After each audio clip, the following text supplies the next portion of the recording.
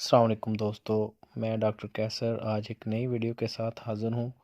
ہمارا آج کا ٹاپک ہے پیکا یعنی ناقابل ہضم چیزیں کھانے کی شدید خواہش۔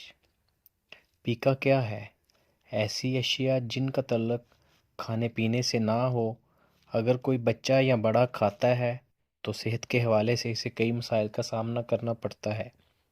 مٹی کھانے کی عادت تو عام ہے، لیکن مٹی کے علاوہ بہت سی دوسری مضر صحت اشیاء ایسی ہیں جو کئی بچوں اور بڑوں میں دانتوں، معدہ، جگر اور آنتوں کی بیماریوں کا باعث بنتی ہیں۔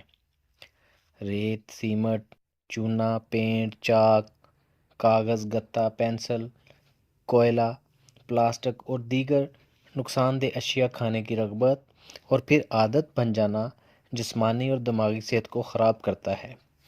جیسا کہ بہت سی خواتین کچے چاول شوق سے کھاتی ہیں۔ کچے چاول کھانے کا نقصان ظاہر ہے، دوسری اشیاء کے مقابلے میں کم ہے، لیکن یہ عادت بھی غیر مناسب ہے۔ کیلشیم، آئرن، زنک اور متوازن غذا کی کمی، اسی طرح گندا ماحول، گندی اور ناقابل ہضم اشیاء کھانے کی بڑی وجہ ہیں۔ اگریسونیس، چڑچڑاپن کی کیفیتیں تو ایسی غیر غذائی قسم کی چیزیں کھانے سے پیدا ہوتی ہیں، لیکن اس سے دوسری بیماریوں کے ساتھ ساتھ بچوں کی صلاحیتوں پر بہت برا اثر پڑتا ہے۔ کئی بچے اور خواتین حضرات خاندانی رویوں، وراثتی بیماریوں، دباؤ اور ڈپریشن کی وجہ سے غیر غذائی چیزیں کھانا شروع کرتے ہیں اور پھر کھاتے ہی رہتے ہیں۔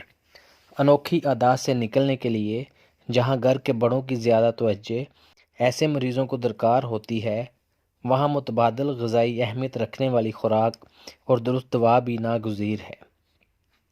موسمی پھل، خشک میوہ جات، سبزیاں، گوشت، ضروری وائٹامنز اور منرلز پر مشتمل دیگر متوازن غذا کا ہونا لازمی ہے۔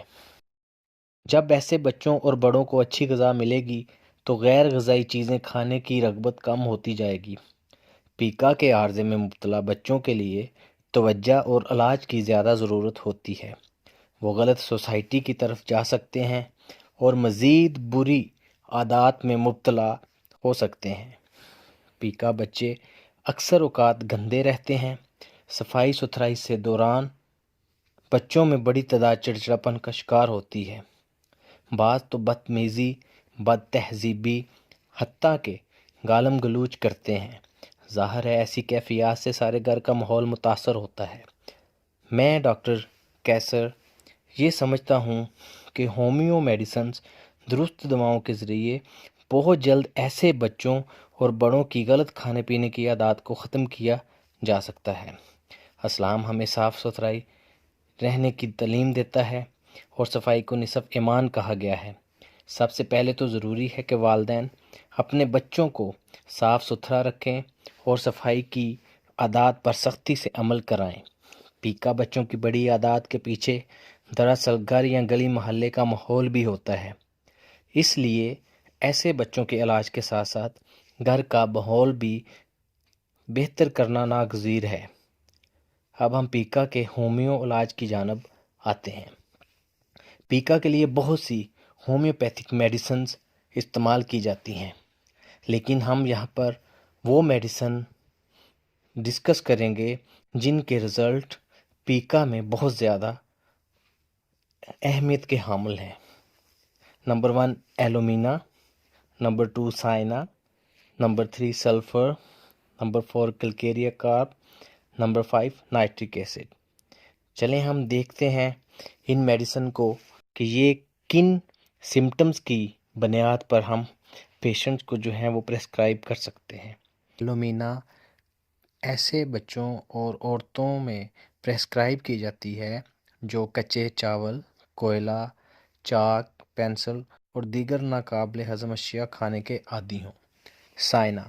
سائنا کا بچہ انگلی ناک کے اندر ڈالے رکھتا ہے۔ حد درجہ کا بد مزاج اور شرارتی بچہ ہوتا ہے۔ یہ کیڑوں کی بڑی دوا ہے۔ گندی چیزیں کھانے والے بچوں کے پیٹ میں عام طور پر کیڑے ہوتے ہیں جن میں سائنا جو ہے وہ پریسکرائب کی جاتی ہے۔ سلفر، یہ دوا اینٹی سورک دواؤں کی سردار دوا ہے۔ سلفر کے بچے سست اور گندے رہتے ہیں۔ ایسے بچے شوق سے نہیں نہاتے، میلے کچیلے ہوتے ہیں، تو ایسے بچوں میں سلفر جو ہے وہ دی جاتی ہے۔ کلکیریا کارپ، اگر کلکیریا کارپ کو پیکا کی سب سے بڑی دوا کہا جائے تو غلط نہ ہوگا۔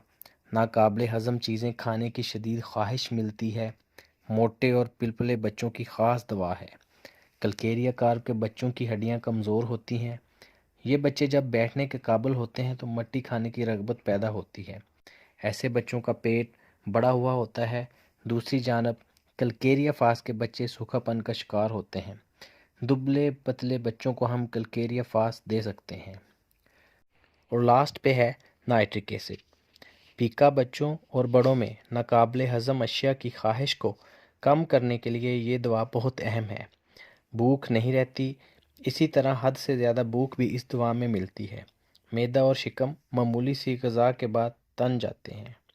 ان دواؤں کے علاوہ نیٹرم فاس، نیٹرم میور، کالی فاس، کیمومیلا، فیرم فاس، لائکوپوڈیم اور سیپیا اپنی علامات پر کام کرتی ہیں۔